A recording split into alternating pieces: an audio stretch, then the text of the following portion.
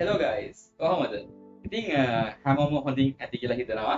ඉතින් අද short video එකක් මට හිතුණා මෙන්න මේ බැටරි එක ගලවලා බලන්න. මේක ලැප්ටොප් බැටරි එකක්. Dell 15 inch ලැප්ටොප් එකක. ඉතින් මේක ඇතුලේ තියෙන්නේ මොනවද කියලා අපි පොඩ්ඩක් ගලවලා බලමු. ඉතින් ඒත් එක්කම කියන්න ඕනේ මේක 40 watt බැටරි එකක්. වෝල්ටේජ් එක 14.8 කියලා තමයි පෙන්නන්නේ. ඉතින් ලැප්ටොප් බැටරි ගැන කතා කරනකොට ඉතින් මේ ලැප්ටොප් බැටරි එක ආයු කාලය වැඩි කරගන්න ටිප්ස් කීපකුත් මම ඔයගොල්ලන්ට කියන්නම්. ඉතින් ඇත්තටම කියනවා නම් ඔයගොල්ලෝ පුළුවන් තරම් ලැප්ටොප් එක යූස් කරනකොට ඒක පවර් එකට කනෙක්ට් කරගෙන ඉලෙක්ට්‍රිසිටි එකට කනෙක්ට් කරගෙන පාවිච්චි කරන්න. එතකොට වෙන්නේ මේ බැටරි චාර්ජ් වෙලා ෆුල් වුණාට පස්සේ මේක බයිපාස් කරලා ලැප්ටොප් එක වැඩ කරන්නේ ඩිරෙක්ට් පවර්යි. එතකොට මේ බැටරිය ඩ්‍රේන් වෙන්නේ නැහැ. මේ බැටරි සර්කල්ස් ගන්න මේක යූස් කරන්න පුළුවන් සර්කල්ස් ගන්නක් තියෙනවා. ඉතින් charging discharging circles ගානක් තියෙනවා. ඉතින් ඒ circles ගාන වැඩි කරගන්න පුළුවන් ඔයාලට දිගටම laptop එකක් power එකට ගහගෙන වැඩ කරන්න පුළුවන්. ඉතින් ඒත් එක්කම මේ බැටරි එක සාමාන්‍යයෙන් ආයු කාලය සාමාන්‍යයෙන් අවුරුදු දෙකක් එකමාරක් වගේ කාලයක් තමයි තියෙන්නේ. ඔයාලා සාමාන්‍ය විදිහට use කරොත් හැබැයි ඔයාලා power එක connect කරගෙන use කරනවා නම් ඔයාලට සාමාන්‍යයෙන් අවුරුදු දෙකක් දෙකට වඩා කියන්නේ 3ක් 4ක් වගේ කාලයක් මේ බැටරියක් යූස් කරන්න පුළුවන්. මේක මම එක්ස්පීරියන්ස් එකකින් කියන්නේ. ඉතින් විශේෂයෙන්ම මේ කාලේ මේ ලැප්ටොප් බැටරිස් ගොඩාක් ගන්න. ඇත්තටම කියනවා නම් මේ වගේ බැටරියක් සාමාන්‍ය රුපියල් 20000කට වඩා වැඩි වෙනවා ඔරිජිනල් එකක් ගන්නවා නම්.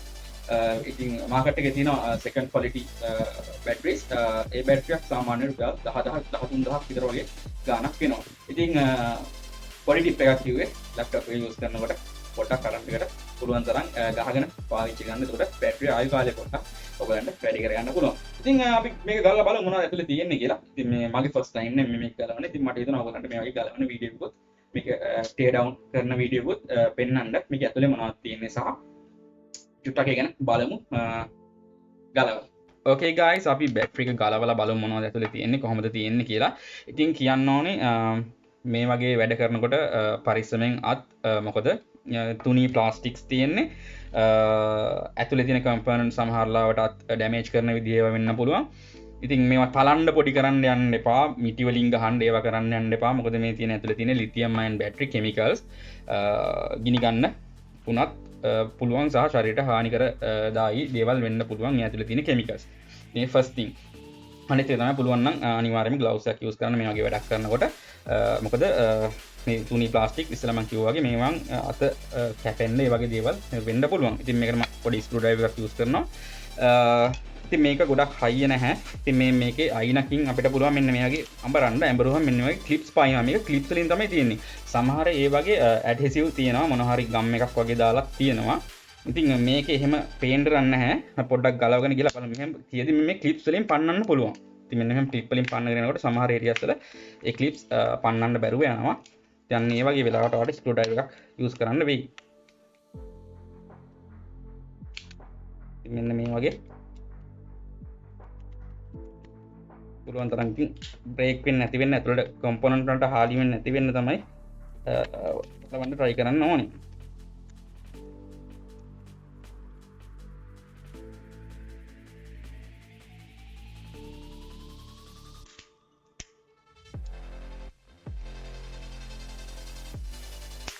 ඕකේ මේක නම් මාර ඉක්මනට ගැලවුණා.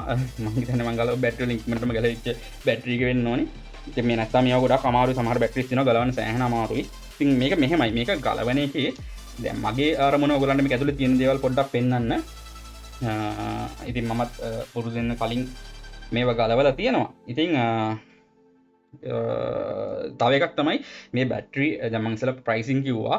ඉතින් මේ බැටරි සමහර කට්ටිය ඉන්නවා ඇත්තටම මේ බැටරි රිපෙයාර් කරන කට්ටිය. ඉතින් ඔයාලා හිතන්න සාමාන්‍ය මේ ඔරිජිනල් බැටරි එකක් 20000ක් සෙකන්ඩ් හෑන්ඩ් කියන්නේ ඊට වඩා ක්වොලිටි අඩු එකක් ගන්නවා නම් සාමාන්‍යයෙන් 10000ක් 13000ක් වගේ වෙනවා නම් මේ බැටරි රිපෙයාර් කරලා යූස් කරන්නත් පුළුවන්. ඉතින් අර මම ගලව ගන්නකොට ඒ වගේ හරියට මේක ගලවන කට්ටිය ඉන්නවා. ඒවා ගලවලා රිපෙයාර් කරන කට්ටියත් ඉන්නවා. ඒතකොට ටිකක් ගාණ අඩුවෙන් හදාගන්න පුළුවන්. හැබැයි ඒ වැඩේ කරන්න ඉලෙක්ට්‍රොනික ගැන හොඳ දැනුමක් තියෙන්න ඕනේ. ඒත් එක්කම කම්පියුටර් හાર્ඩ්වෙයාර් ගැන හොඳම දැනුමක් තියෙන්න ඕනේ. ඒකට හේතුව තමයි මේකේ ඉලෙක්ට්‍රිසිටි එක විතරක් නෙමෙයි, කරන්ට් එක විතරක් නෙමෙයි, මේකේ ඩේටාත් හුවමාරු වෙනවා මදර් බෝඩ් එකත් එක්ක. එතකොට මේකේ තියෙන බැටරි වල කැපැසිටි එක ඒකේ මිලි ඇම්පියර් ගාන ඒ හැම දෙයක්ම ඉතාම වැදගත් මේ වගේ බැටරියක් රීප්ලේස් කරනකොට. මොකද වැරදි විදිහට ඒක රීප්ලේස් කරොත් එතකොට මද බෝඩ් එකට වුණත් හානියක් වෙන්න පුළුවන්. එතන චිප්ස් වල ඉෂුස් එන්න පුළුවන්. මොකක් හරි ප්‍රශ්නයක් ඇති වෙන්න පුළුවන්. ඉතින් රෙකමන්ඩ් කරන්න නැහැ ඒක රිපෙයාර් කරලා යූස් කරන එක. හැබැයි කරන්න පුළුවන්.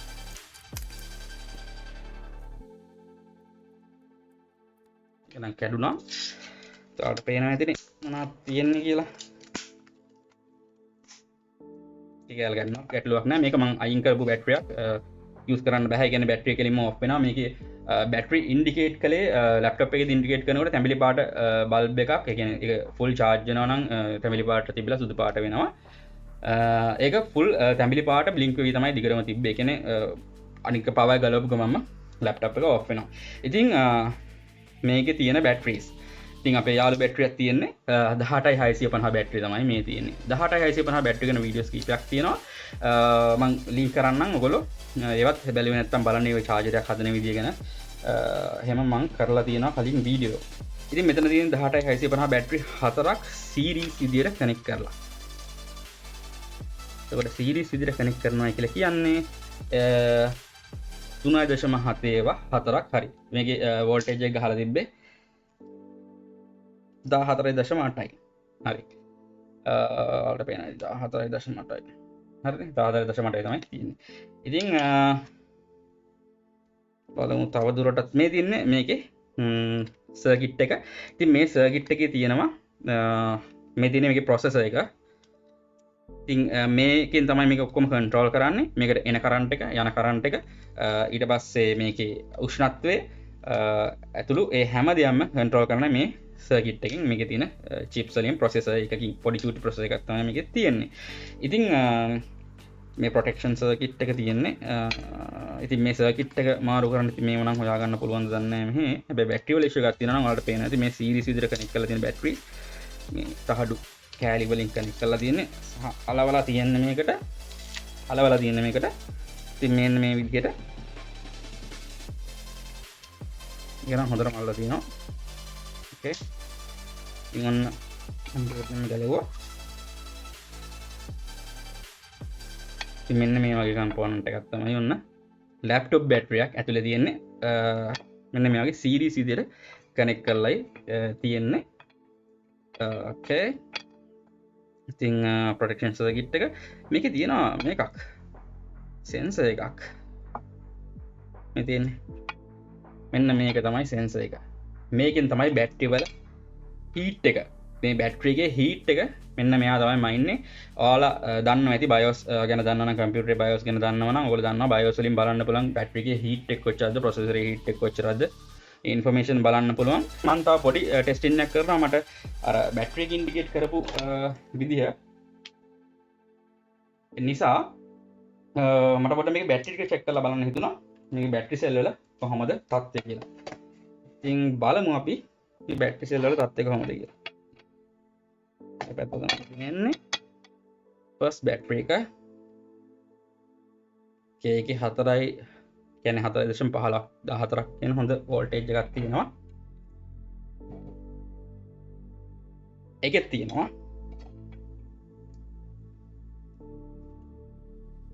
ඒකෙත් වෝල්ටේජ් එක පෙන්වනවා හොඳට.